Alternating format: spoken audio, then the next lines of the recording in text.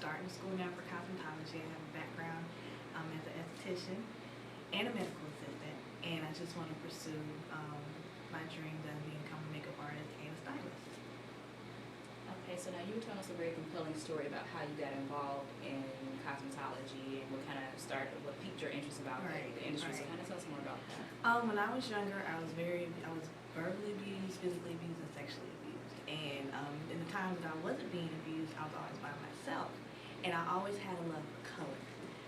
And when I played with color, it just did something to me. It's very healing to play with all the colors. I always make sure I had the biggest crayon box, biggest set of color pencils, biggest set of pastels, and just writing on that clear canvas, it all just made me feel free. So as I got older, I found out you could color on people's faces. It's like, what? I can color on people's faces? Stop it, I say.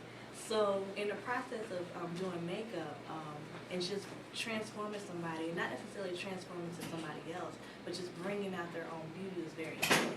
And I never forget when I got my first job at Sephora. I got my first job at Sephora, and they were kind of picking on me because I was young. And there was this lady who had Parkinson's disease, and she was looking for lipstick. And nobody wanted to help her because as makeup artists, we apply the makeup. And she was so frustrated because she couldn't keep her hands together just to get the lipstick and put it on her face. So I sat her down, and I'm getting all these giggles in the background, but I just saw that she just really wanted this red lipstick. And I was able to put a perfect line pout in the lipstick, and she just started to cry. And she said she's been sitting at the store for 15 minutes trying to put this lipstick on. I couldn't get it on her lips. And that's when I knew that's what I want to do. I want to be able to help people to bring out, themselves.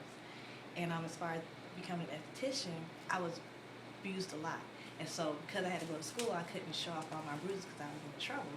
So I had to sneak to the library and get aromatherapy books and just different kind of books and learn how to heal myself. And as the time went on, once again, what? You can make money? Stop it, I say. So I started working at school for makeup artistry and whatnot. But then I eventually was able to go to school and graduate and become an esthetician. And I more or less want to focus more on people who have like AIDS or cancer or missionaries, which is like a big passion of mine. Well, there's two of them: cancer and hospice, as well as missionaries. But with hospice in specific, you have a lot of women who are dying, but they don't want to die ugly. They still want to look like themselves before they pass away.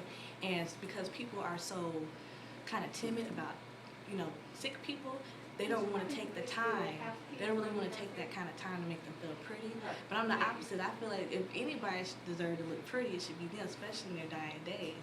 So I want to be able to make up enough money within my regular organization to start a nonprofit so I can be able to make them look beautiful in their dying days.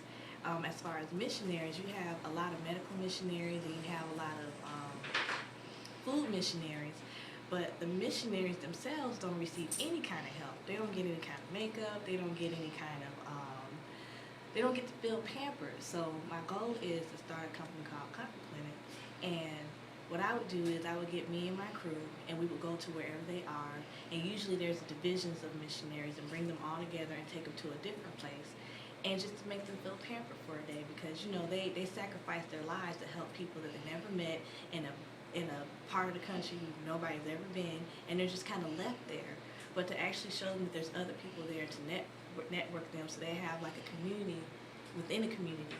And just to feel pretty, especially the women. The women, they're used to getting their hair done, getting their nails done, every now and again might get a massage. All that stuff is cut off once they become missionaries. So I just feel like as women, we want to feel pampered, we want to feel beautiful. And it don't have to be much, but just, a bottle of perfume every once again makes you feel, fancy.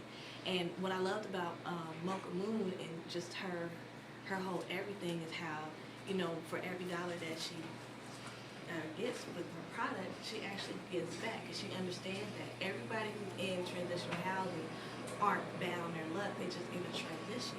And then part of that transition, you still need to look pretty, you still need to put on some makeup because you're still trying to get a job, go to school, but in a way to where we're human. We're not just, she's just not throwing something to us. We got a really nice bag, it's really organized, it has stuff that we actually use.